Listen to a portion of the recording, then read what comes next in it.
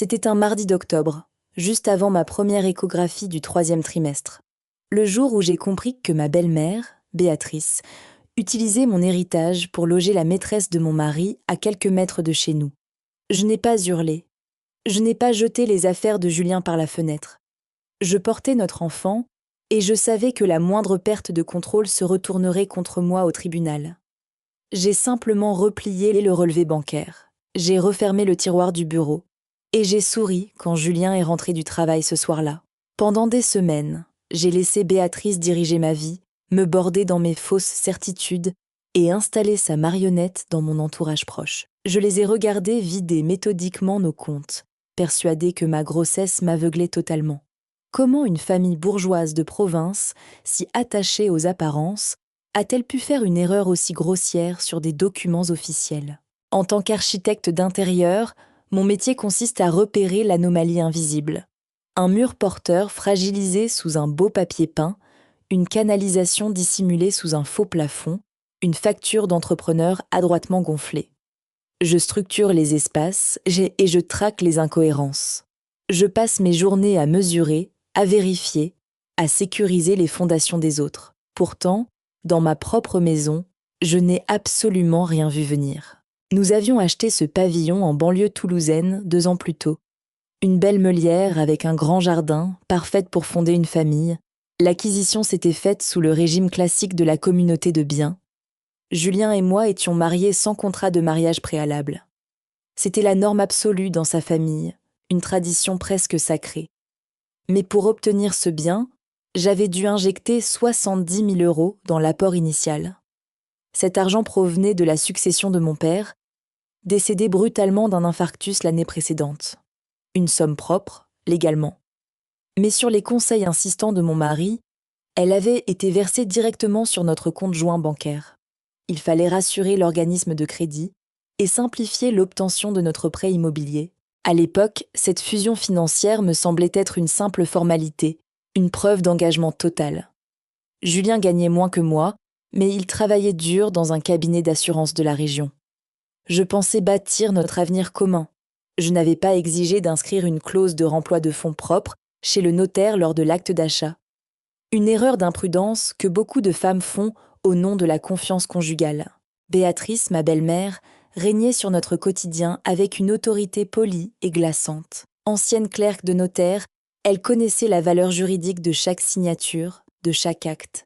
Elle avait d'ailleurs validé l'achat de notre maison après avoir elle-même inspecté le cadastre et épluché le plan local d'urbanisme. Béatrice ne laissait jamais de place à l'improvisation. Ses manières étaient parfaites, son allure toujours stricte, et elle répétait souvent en lissant machinalement le pli de sa jupe droite. Dans cette famille, on prépare l'avenir sans rien laisser au hasard.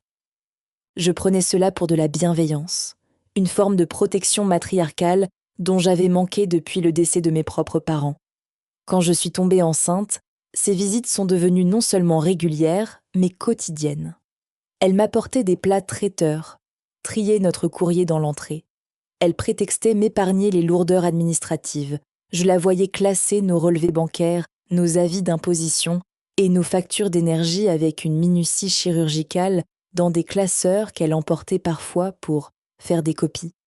Elle avait même imposé sa vision pour la décoration de la chambre du bébé, rejetant mes propres plans d'architecte sous prétexte que je devais me reposer. Je laissais faire. La fatigue des premiers mois de grossesse m'avait vidé de mon acuité habituelle. C'est au début du 6e mois que Camille est officiellement entrée dans l'équation. Camille était mon amie depuis nos années de lycée. Récemment séparée d'un compagnon difficile, elle cherchait urgemment un nouveau point de chute, un endroit sécurisant. Un dimanche après-midi, autour d'un café dans notre jardin, Béatrice a posé sa tasse en porcelaine sur la table en fer forgé. Elle a regardé Camille avec une douceur presque maternelle, une tendresse très inhabituelle chez elle. L'appartement du rez-de-chaussée, dans l'immeuble mitoyen juste à côté de notre pavillon, venait de se libérer. Béatrice a suggéré à Camille de le visiter dès le lendemain. L'argumentaire de ma belle-mère était parfaitement rodé. Julien travaillait beaucoup pour assurer nos arrières financiers. Je serai très bientôt alitée selon les dernières recommandations de ma sage-femme. Avoir ma meilleure amie à 10 mètres de ma porte d'entrée était une véritable aubaine pour tout le monde. Camille n'avait pas de contrat à durée indéterminée, juste des missions d'intérim espacées. Trouver un propriétaire acceptant son profil relevait du miracle dans notre secteur tendu. Mais Béatrice s'était portée garante, me disait-on. Un élan de générosité qui m'avait profondément touchée sur le moment. Béatrice a même proposé de faire jouer ses anciennes relations dans l'agence immobilière du quartier pour faciliter l'acceptation rapide du dossier. Une semaine plus tard, Camille signait son contrat de bail. Elle avait les clés. Son déménagement a pris une demi-journée. Dès le lendemain, elle entrait chez nous sans sonner pour m'apporter des tisanes, vérifier si j'avais pris mes vitamines ou m'aider à plier le linge de maternité. Julien semblait ravi de cette présence féminine constante. Il répétait à ses amis, lors de nos dîners, que cela le soulageait énormément de me savoir si bien entourée pendant ses longues absences au bureau. Le premier accroc est apparu un mardi matin. J'ai ouvert l'application de notre banque sur ma tablette tactile. Je devais payer un acompte important de 2 000 € au menuisier pour la livraison imminente des placards, sur mesure de la chambre de naissance. Je connaissais nos prélèvements fixes par cœur. Les mensualités du prêt immobilier, les assurances, les impôts, les abonnements. En faisant défiler l'historique récent des opérations du compte joint, une ligne m'a stoppé net. Un virement sortant de 950 € exécuté le 1er du mois. Le libellé indiquait simplement une suite alphanumérique anonyme.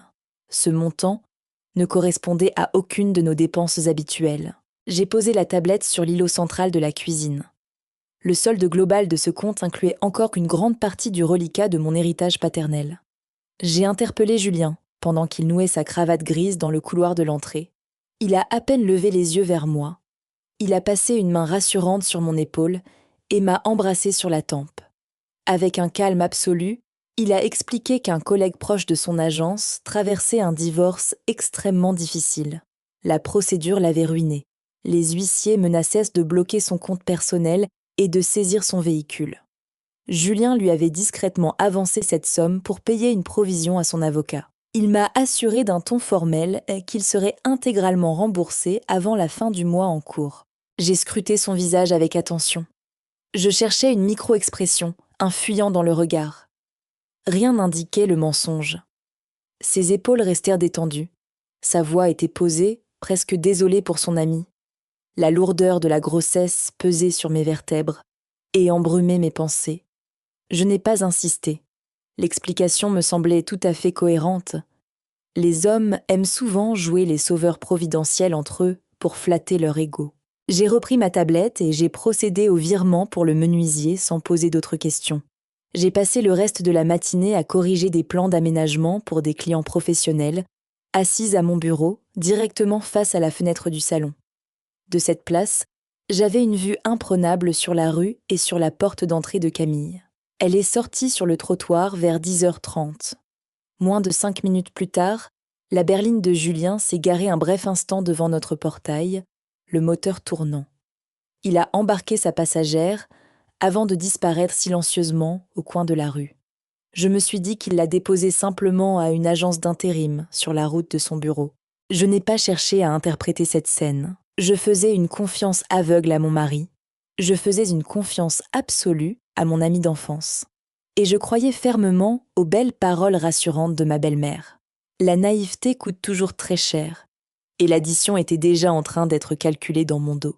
Le doute est une anomalie invisible. Dans mon métier, quand une mesure au millimètre ne tombe pas juste, on ne pose pas le papier peint.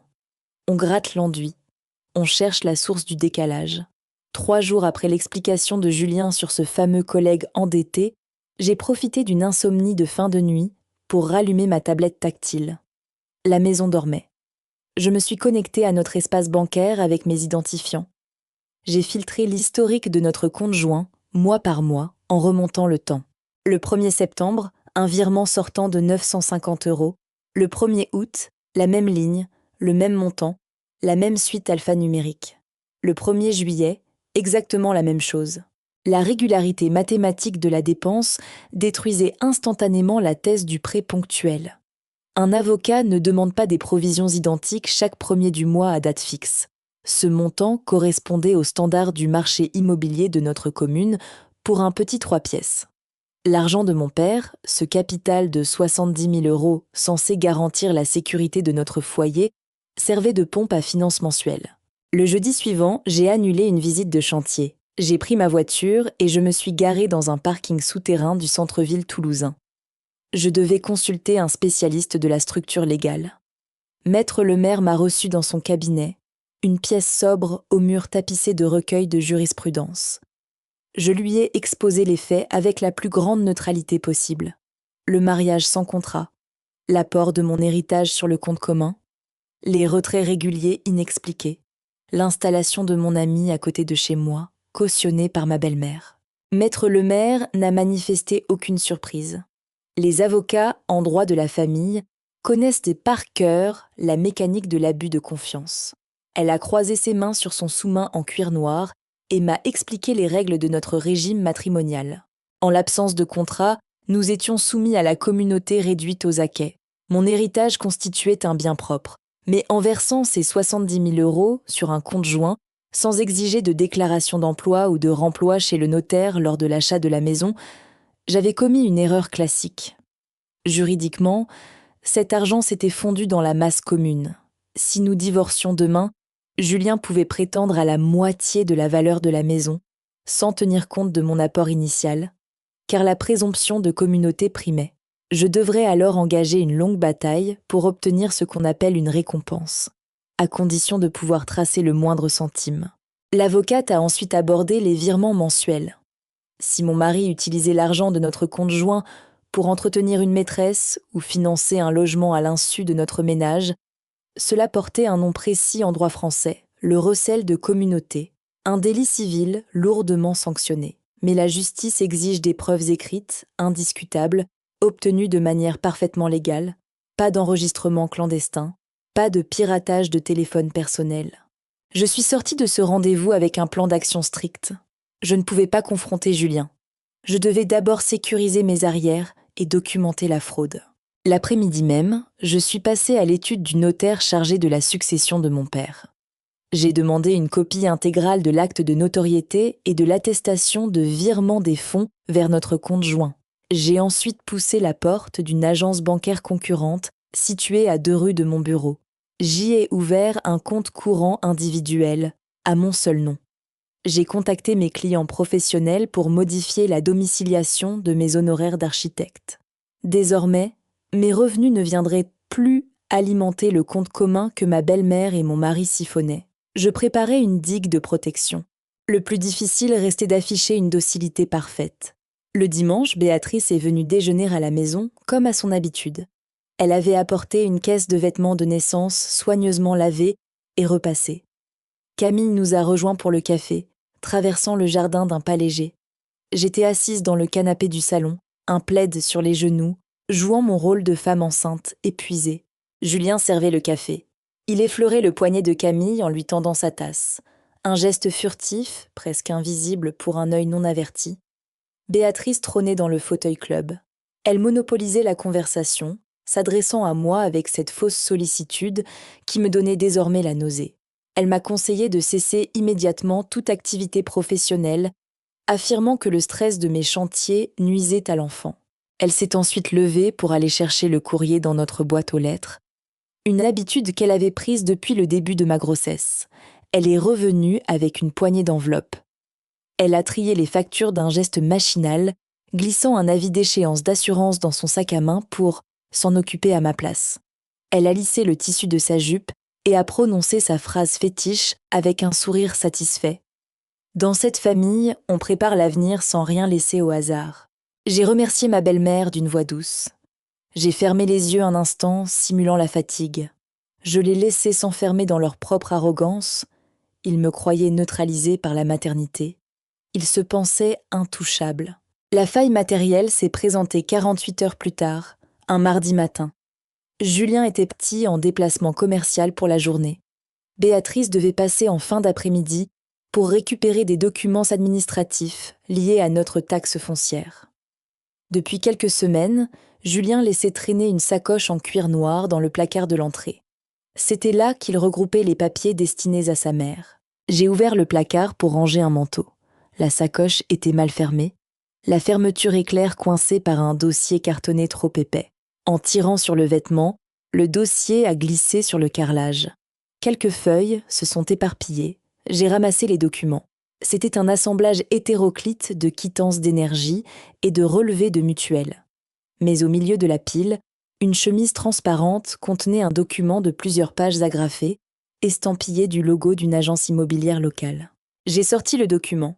Le titre, imprimé en gras, indiquait « Contrat de location meublée ». J'ai lu la rubrique désignant le locataire. Le nom inscrit en lettres capitales n'était pas celui de Camille, c'était celui de Julien. Mon mari était le locataire officiel du logement situé juste à côté de notre maison. J'ai fait glisser mon doigt le long de la ligne des montants. Le loyer mensuel, charges comprises, était fixé à 950 €, la somme exacte qui disparaissait de notre compte joint chaque premier du mois. La lecture de la dernière page a verrouillé définitivement le tableau. La section réservée à la caution solidaire comportait une signature ornée de fioritures appliquées, celle de Béatrice. Ma belle-mère ne s'était pas portée garante pour mon amie d'enfance. Elle s'était portée garante pour son propre fils, validant et sécurisant noir sur blanc l'installation de sa maîtresse à 10 mètres de ma chambre à coucher. La mécanique était d'une précision diabolique. L'agence immobilière prélevait Julien, qui utilisait l'argent de la communauté, donc mon héritage.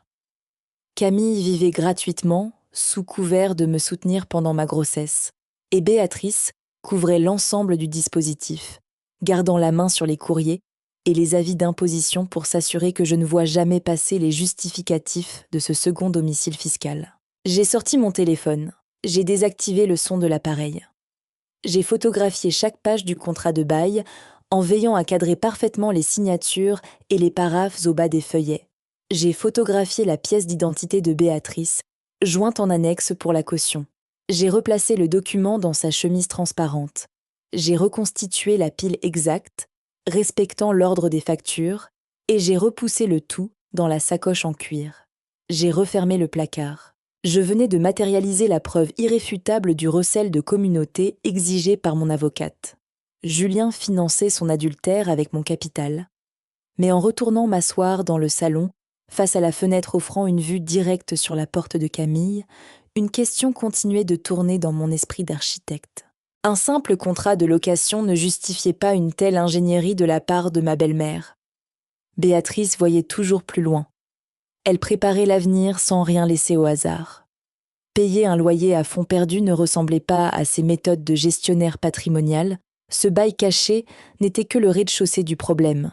Il devait exister une fondation bien plus lourde en dessous.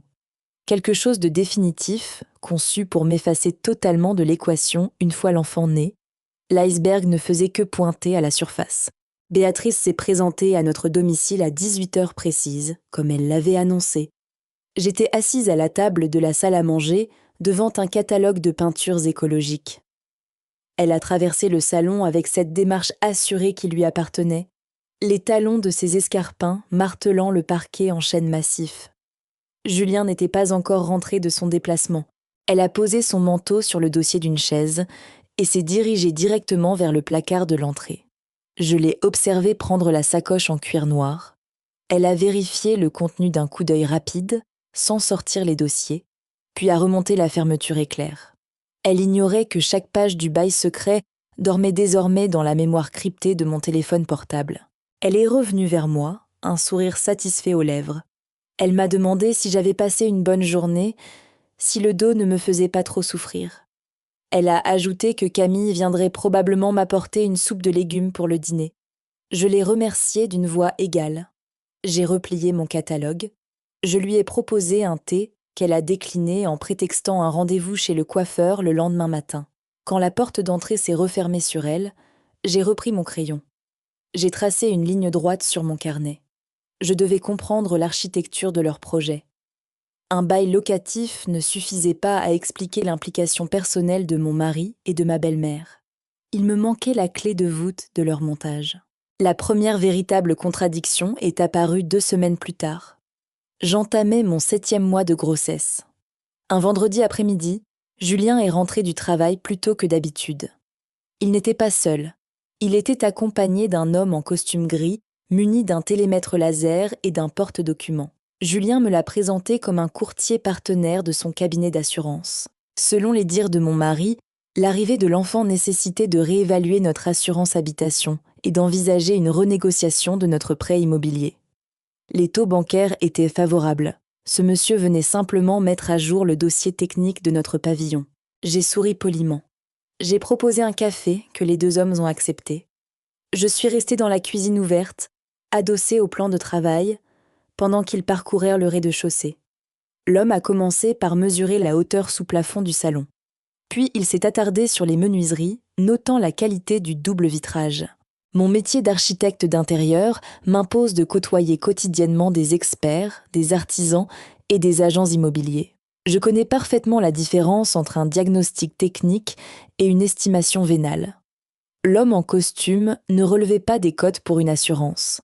Il évaluait la luminosité, l'exposition de la terrasse, l'état général des finitions. Il jaugeait la valeur marchande de la maison. Quand il a demandé à Julien si la toiture avait été révisée récemment et si la chaudière était encore sous garantie, j'ai eu ma confirmation. On ne fait pas estimer sa résidence principale au prix du marché pour renégocier un taux d'emprunt. On fait estimer un bien immobilier quand on prépare un état liquidatif chez le notaire. Julien préparait le partage de nos biens. Il préparait le divorce. J'ai passé une main sur mon ventre arrondi. J'ai gardé le silence. Quand ils ont terminé leur tour par le premier étage, Julien a raccompagné son visiteur jusqu'au portail. En revenant dans le salon, il m'a assuré que l'opération nous ferait gagner au moins 150 € par mois sur nos mensualités de crédit. J'ai hoché la tête, validant son mensonge avec l'innocence qu'il attendait de moi. J'ai prétexté une grande fatigue et je suis montée me reposer dans la chambre. La confirmation de ce plan minuté m'a été livrée le week-end suivant, par une de ces erreurs technologiques que les gens trop confiants finissent toujours par commettre. C'était un dimanche après-midi. Julien tondait la pelouse du jardin arrière. Camille lisait un magazine sur sa propre terrasse, de l'autre côté de la haie mitoyenne, échangeant de temps à autre des banalités par-dessus le grillage avec mon mari. J'étais dans le bureau, triant des factures de matériaux pour un client. Julien avait laissé sa tablette personnelle en charge sur le bureau.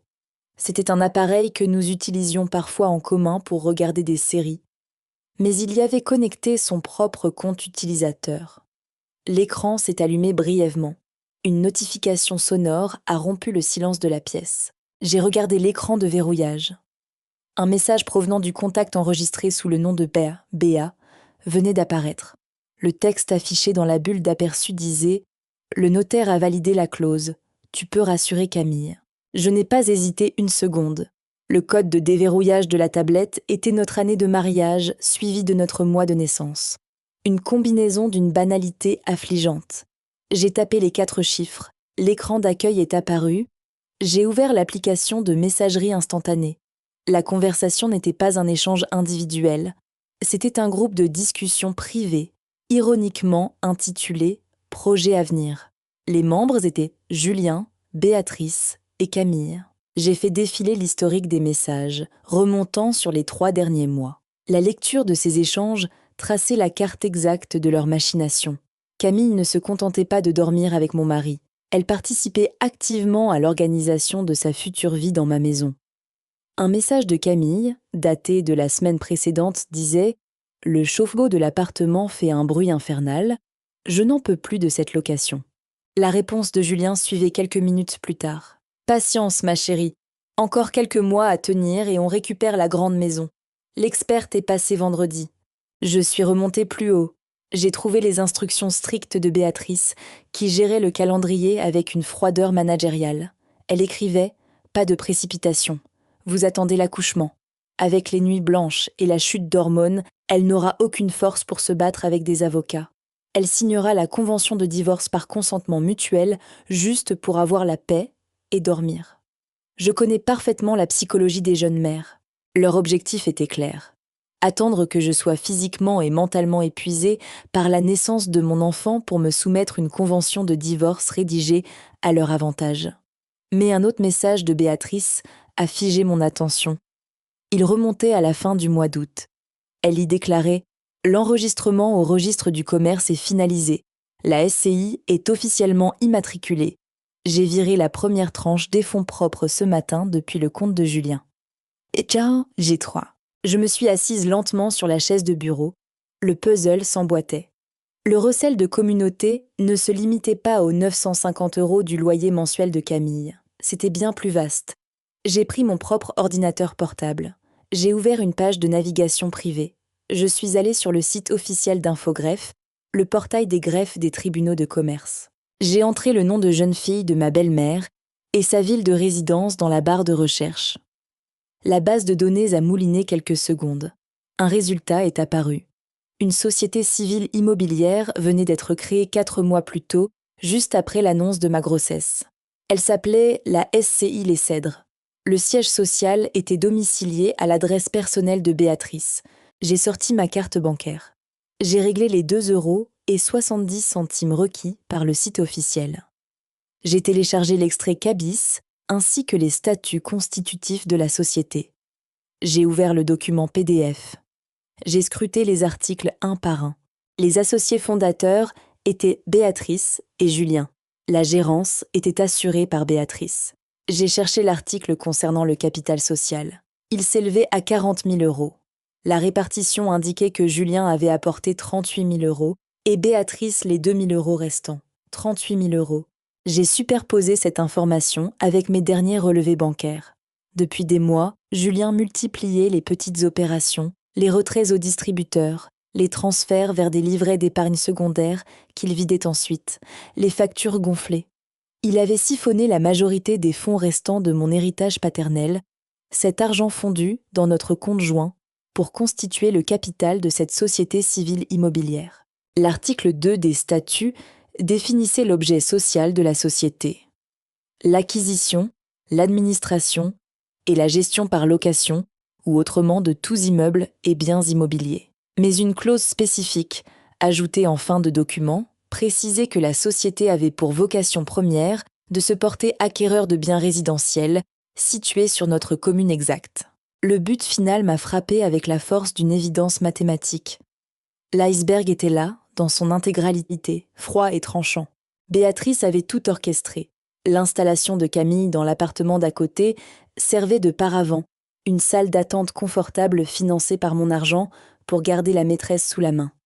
Pendant ce temps, il vidait méthodiquement notre compte commun. Au moment du divorce, Julien demanderait la liquidation du régime matrimonial.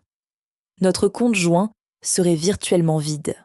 Je ne pourrais pas récupérer facilement mon apport de 70 000 € car l'argent aurait été dissous dans des dizaines de fausses dépenses courantes, difficiles à retracer rapidement. Ensuite, face à mon impossibilité de racheter seule la part de mon mari sur notre pavillon, la maison serait mise en vente. C'est à ce moment précis que la SCI Les Cèdres entrerait en jeu. La société de Béatrice ferait une offre d'achat globale sur notre maison, probablement à un prix sous-évalué grâce à l'estimation de complaisance du fameux courtier. L'argent utilisé par la SCI pour racheter ma propre maison serait en réalité l'argent de mon propre héritage. Blanchi à travers les statuts de l'entreprise, Julien et Camille emménageraient dans ma maison. Je serais expulsée de mon foyer avec un nourrisson délesté du patrimoine de mon père. J'ai relu le dernier message de ma belle-mère sur la tablette. Dans cette famille, on prépare l'avenir sans rien laisser au hasard. Elle avait raison. Rien n'était laissé au hasard. L'usurpation légale était parfaite. Si je hurlais au scandale maintenant, Julien irait en bloc.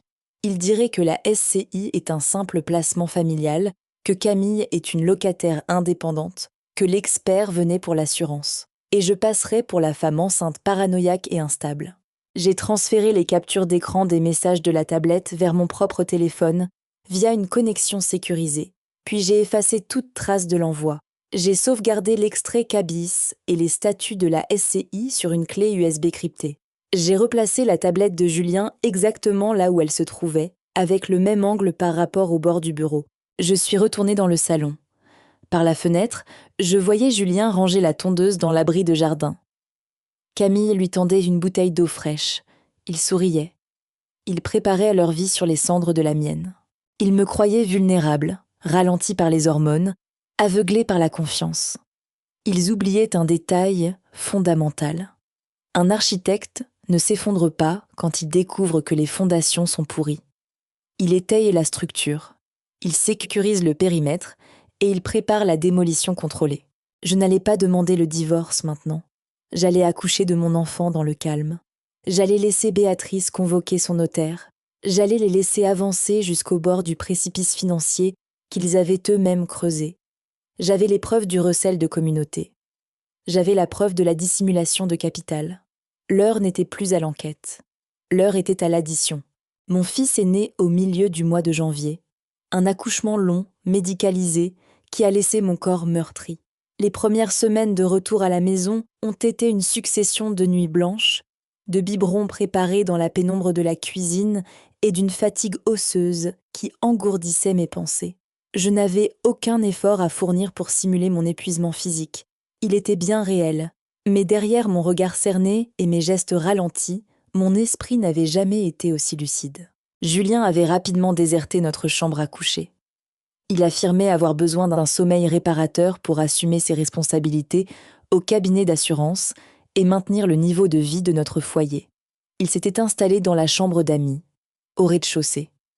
En réalité, je savais parfaitement qu'il traversait le jardin à la nuit tombée pour aller dormir chez Camille. Béatrice, de son côté, avait intensifié sa présence. Elle passait chaque jour pour gérer l'intendance, régler les factures, trier le courrier et me décharger de toute contrainte administrative. Elle me bordait dans mon rôle de mère diminuée, préparant le terrain avec une patience clinique. Le piège s'est refermé un mardi soir de la fin du mois de février. L'enfant dormait dans son berceau. Julien m'a rejointe dans le salon. Il s'est assis sur la table basse, face à moi. Il a adopté un ton grave, presque contrit. Il m'a expliqué que l'arrivée du bébé avait mis en lumière nos fractures, que nous étions devenus des parents, mais que nous n'étions plus un couple. Il a prononcé des phrases toutes faites sur le respect mutuel et la nécessité de ne pas se déchirer devant les tribunaux pour le bien-être de notre fils. Il a ensuite abattu sa carte maîtresse. Il souhaitait une séparation à l'amiable, par consentement mutuel. Sa mère, soucieuse de m'épargner des démarches stressantes dans mon état, avait déjà pris contact avec son ancien employeur, Maître Farge. Ce notaire, établi dans le centre-ville, pouvait rédiger une convention de divorce rapide, figeant la liquidation de notre régime matrimonial sans heurts. Le rendez-vous était fixé au jeudi suivant, à 15h. J'ai baissé les yeux vers mes mains. J'ai hoché la tête avec une lenteur calculée. J'ai murmuré que j'étais d'accord, que je n'avais plus la force de me battre. Julien a poussé un long soupir de soulagement. Il a posé une main compatissante sur mon genou, persuadé d'avoir verrouillé sa sortie. Le jeudi après-midi, la pluie lavait les trottoirs toulousains. L'étude de Maître Farge occupait le premier étage d'un vaste immeuble haussmannien. Les boiseries massives et les moquettes épaisses absorbaient le bruit des pas, créant une atmosphère feutrée propre aux affaires bourgeoises. J'ai patienté quelques minutes dans un fauteuil en cuir avant qu'une clerque ne m'accompagne vers la salle de réunion principale. Julien était déjà installé d'un côté de l'immense table ovale en chêne clair. À sa droite se tenait Béatrice. Elle portait un tailleur pantalon bleu marine d'une coupe irréprochable. Juridiquement, en tant que belle-mère, elle n'avait aucune légitimité pour assister à un rendez-vous de liquidation matrimoniale. Mais elle agissait en chef d'orchestre, s'imposant comme la conseillère patrimoniale de la famille. Je n'ai fait aucune remarque sur sa présence. En réalité, j'avais absolument besoin qu'elle soit dans cette pièce. Je me suis assise face à eux, posant simplement une fine chemise cartonnée devant moi. Maître Fargeuse est entré. C'était un homme d'une 60aine d'années, aux manières courtoises. Il a salué chaleureusement Béatrice, évoquant brièvement leurs anciennes années de collaboration. Puis, il a ouvert son dossier. Il a commencé à exposer les modalités de notre divorce, par consentement mutuel, telles qu'elles lui avaient été dictées par mon mari et ma belle-mère. La mécanique était simple et destructrice. Le compte joint bancaire, presque vidé de l'héritage de mon père, serait soldé. Julien renonçait généreusement à sa part sur les meubles et la voiture. Restait le problème du pavillon. Maître Farge a croisé ses mains sur ses feuillets. Il m'a expliqué d'un ton professoral qu'avec la baisse de mes revenus, due à mon congé maternité et mon statut d'architecte indépendante, aucune banque ne me suivrait pour racheter la part de Julien. La maison devait être vendue. C'est à cet instant que Béatrice a pris la parole. Elle a ajusté ses lunettes sur son nez et a adopté sa voix la plus rassurante. Elle m'a annoncé qu'une mise sur le marché immobilier classique prendrait des mois, occasionnant des frais intercalaires épuisants. Mais, par une chance extraordinaire, elle avait sollicité ses réseaux. Une société d'investissement locale était prête à formuler une offre d'achat immédiate, sans condition suspensive d'obtention de prêt. Le prix proposé était de 250 000 €. C'était près de 30% en dessous de la valeur réelle de notre bien. Béatrice m'a regardé droit dans les yeux. Elle a lissé le tissu de sa manche et a prononcé sa phrase fétiche, celle qui devait sceller mon sort. C'est une opportunité inespérée pour te libérer de cette charge financière. Dans cette famille, on prépare l'avenir sans rien laisser au hasard. Maître Farges a glissé le projet d'acte de vente et la convention de divorce vers moi, accompagné d'un stylo à encre. Il suffisait de parapher chaque page. J'ai regardé les documents, j'ai repoussé le stylo, j'ai levé les yeux vers le notaire et j'ai demandé d'une voix parfaitement claire si je pouvais solliciter l'avis de mon propre conseil avant de signer la moindre page. Béatrice a froncé les sourcils. Julien a bougé sur sa chaise, soudain mal à l'aise. La double porte capitonnée de la salle de réunion s'est ouverte. Maître Lemaire, mon avocate, est entrée. Elle m'attendait dans la salle d'attente adjacente depuis mon arrivée. Elle s'est avancée avec une prestance glaciale, a posé sa volumineuse sacoche en cuir noir sur la table et s'est assise à mes côtés. Elle a adressé un bref hochement de tête au notaire. « Confrère », a commencé Maître Lemaire d'une voix posée. « Ma cliente ne signera aucune convention de divorce par consentement mutuel aujourd'hui. Elle ne cédera pas non plus sa résidence principale à la société civile immobilière que vous mentionnez. » Maître Farges a paru désarçonné. Il a balbutié que l'offre de la SCI était pourtant une solution de facilité pour débloquer l'indivision. Maître Lemaire a ouvert son dossier. Elle en a extrait le document PDF imprimé depuis le greffe du tribunal de commerce. Elle l'a fait glisser sur le chêne clair jusqu'aux mains du notaire. Vous lirez avec attention l'extrait cabis de cette fameuse société acheteuse nommée la SCI Les Cèdres, a poursuivi mon avocate. Vous constaterez que la gérante en exercice n'est autre que Madame Béatrice, ici présente, et que l'associé majoritaire détenteur de 95% des parts est Monsieur Julien. Votre client s'apprête à racheter sa propre maison à un prix sous-évalué en utilisant une personne morale pour évincer son épouse. Le visage de Maître Farges s'est figé. En droit notarial français, participer sciemment à une vente où l'une des parties dissimule son identité pour léser son conjoint s'apparente à une complicité de fraude. Le notaire a regardé Béatrice avec une incompréhension mêlée de colère froide. Mais Maître Lemaire n'en avait pas terminé. Elle a sorti le deuxième lot de documents, les relevés de notre compte joint surlignés au marqueur jaune, accompagnés des statuts de la CI. La constitution du capital de cette société, d'un montant de 40 000 € pose un problème légal majeur, a expliqué l'avocate, en regardant fixement Julien. Monsieur a effectué des apports à hauteur de 38 000 €. Ces fonds proviennent intégralement du compte joint du couple.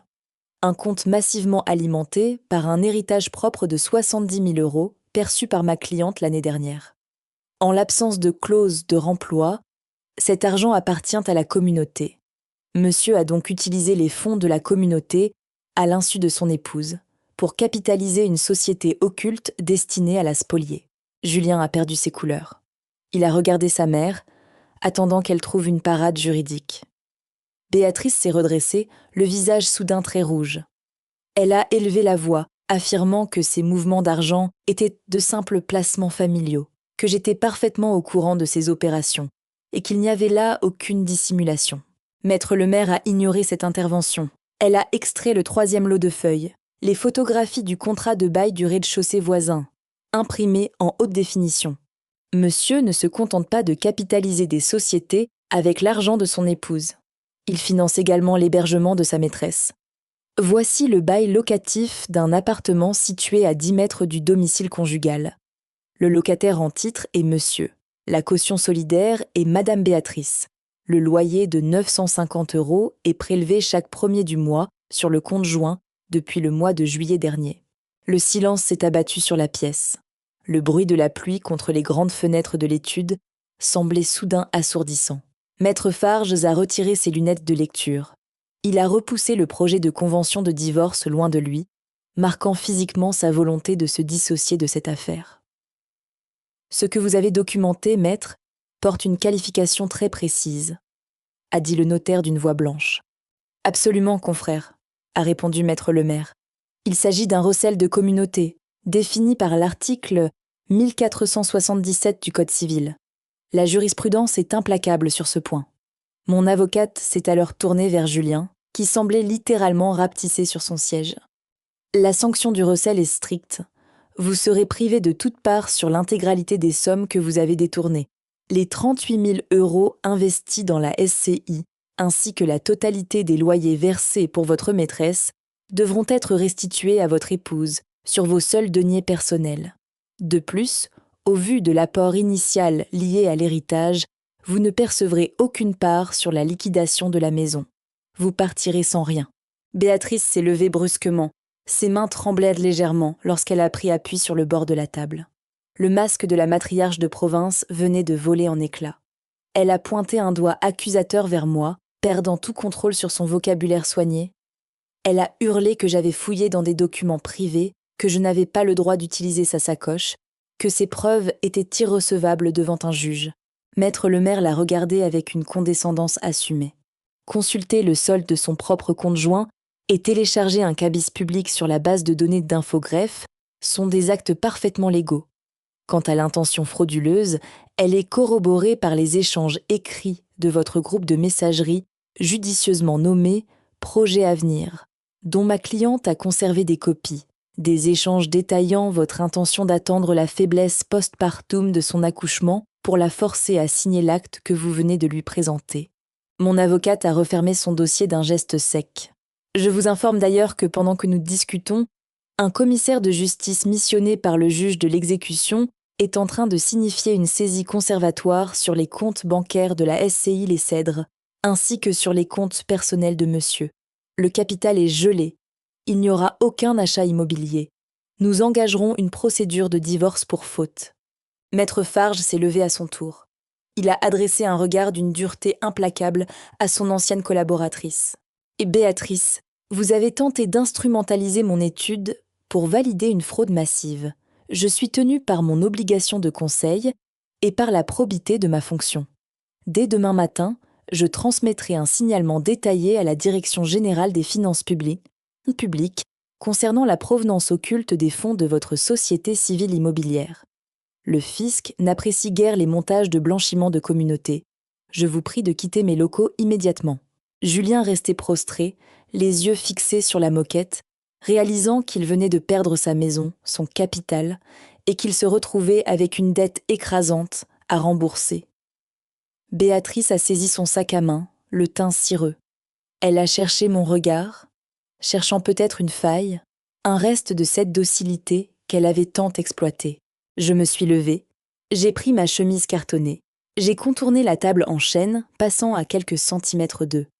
Je n'ai prononcé aucune injure, je n'ai affiché aucun triomphe, j'ai simplement franchi la lourde porte de l'étude, les laissant s'enfoncer dans les ruines financières et pénales de leur propre conception. La procédure de divorce pour faute a suivi son cours avec une rigueur mathématique. La machine judiciaire française possède une lenteur souvent décriée. Mais quand les preuves matérielles d'un recel de communauté et d'une fraude aux droits du conjoint encombrent un dossier, le couperet tombe avec une précision chirurgicale. Le signalement adressé par le notaire à la Direction générale des finances publiques a déclenché un audit complet des comptes de ma belle-mère.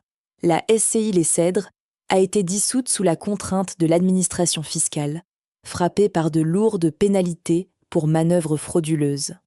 Julien s'est retrouvé écrasé par les sanctions légales.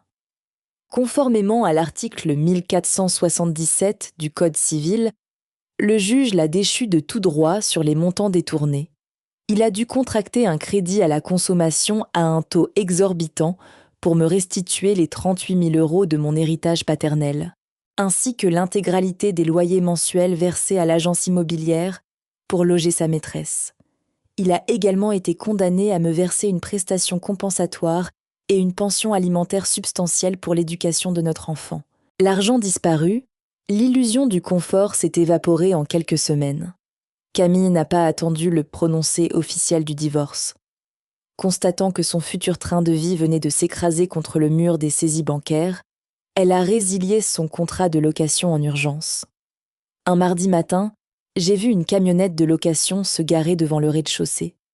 Elle a chargé ses cartons et est partie sans même laisser une adresse de transfert, fuyant la ruine d'un homme qui ne pouvait plus financer ses exigences. Béatrice, quant à elle, a subi le pire affront possible pour une femme obnubilée par les apparences. Le scandale s'est propagé dans tous les cabinets notariaux de la région. Son réseau bourgeois, autrefois si respectueux de son autorité, l'a immédiatement mise à l'écart. Les invitations au dîner mondain ont cessé. Elle s'est enfermée dans son grand appartement toulousain, reniée par ses anciens pères, vaincue par l'arrogance de ses propres machinations financières. Julien a tenté de renouer le contact au début du mois d'avril. Mon fils avait 3 mois. J'étais dans le jardin, en train de tailler les rosiers près de l'allée centrale, quand une petite voiture d'occasion s'est garée devant le portail en fer forgé. Mon futur ex-mari en est descendu. Il habitait désormais un studio de 25 mètres carrés dans une banlieue triste, loin de ses ambitions d'achat immobilier. Il portait un costume mal repassé, trop grand pour lui, stigmate évident d'une perte de poids causée par l'anxiété des courriers d'huissier. Il tenait un sac en papier contenant un vêtement pour bébé. Je suis restée de mon côté de la grille, le sécateur à la main. Il a agrippé les barreaux. Il a commencé par demander des nouvelles du petit, adoptant une voix chevrotante et implorante. Puis les justifications sont arrivées, comme un flot ininterrompu de lâcheté. Il m'a juré qu'il avait été manipulé du début à la fin, qu'il n'avait jamais voulu me faire de mal. Il affirmait avec aplomb que l'idée de la SCI et du faux bail venait exclusivement de sa mère. Il dénonçait son emprise toxique pour justifier ses propres actes, me suppliant de trouver un arrangement à l'amiable pour les droits de visite, afin d'éviter de nouvelles audiences ruineuses. J'ai écouté sa plaidoirie pitoyable jusqu'à la dernière syllabe. L'homme qui se tenait de l'autre côté de la clôture n'était plus qu'un étranger acculé par sa propre avidité. J'ai posé mon outil sur le muret. J'ai croisé les bras et je l'ai regardé avec un calme absolu. Je lui ai rappelé que maître le maire détenait le monopole de nos échanges et qu'il n'avait plus l'autorisation de se présenter à mon domicile sans une ordonnance du juge aux affaires familiales. Il a insisté, tendant le petit paquet à travers les barreaux métalliques en jouant la carte du père désespéré. J'ai reculé d'un pas, j'ai tourné les talons et j'ai marché vers ma porte d'entrée, laissant le tintement de la grille sceller l'erreur de ma vie passée. J'ai refermé la serrure. Le week-end suivant, j'ai relancé l'activité de mon cabinet d'architecture. J'ai commencé par mon propre intérieur. J'ai loué de l'outillage lourd et j'ai abattu moi-même la cloison non porteuse qui séparait le salon du bureau. Je devais détruire cet angle de vue étouffant depuis lequel j'avais passé ma grossesse à surveiller l'appartement voisin. La lumière a immédiatement inondé la pièce, chassant les ombres d'une cohabitation viciée. J'ai retiré le parquet assombri pour faire couler un béton ciré clair. Redessinant les volumes selon mes propres règles, j'ai effacé leur empreinte, centimètre carré par centimètre carré. Aujourd'hui, je suis l'unique propriétaire de ce pavillon en pleine propriété. Mon fils grandit dans un environnement protégé, entouré de murs porteurs parfaitement sains. L'héritage de mon père est restauré, sécurisé sur des comptes bloqués que personne ne pourra jamais approcher. L'argent financera l'éducation de mon enfant, pas les caprices d'une belle famille malhonnête. L'épreuve a forgé ma lucidité et je retiens une vérité absolue de ce désastre surmonté. Béatrice avait raison sur un seul et unique point, qu'elle récitait comme une prière. Dans cette famille, on prépare l'avenir sans rien laisser au hasard.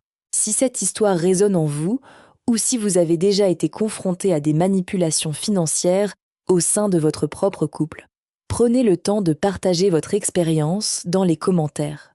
Votre témoignage pourrait éclairer quelqu'un qui traverse la même épreuve dans l'ombre. N'oubliez pas de vous abonner à la chaîne et d'activer la cloche de notification pour ne manquer aucun de nos prochains récits de résilience. Laissez un j'aime pour soutenir ce travail de narration et rappelez-vous toujours, la confiance est une belle qualité, mais la prudence juridique est votre meilleur allié.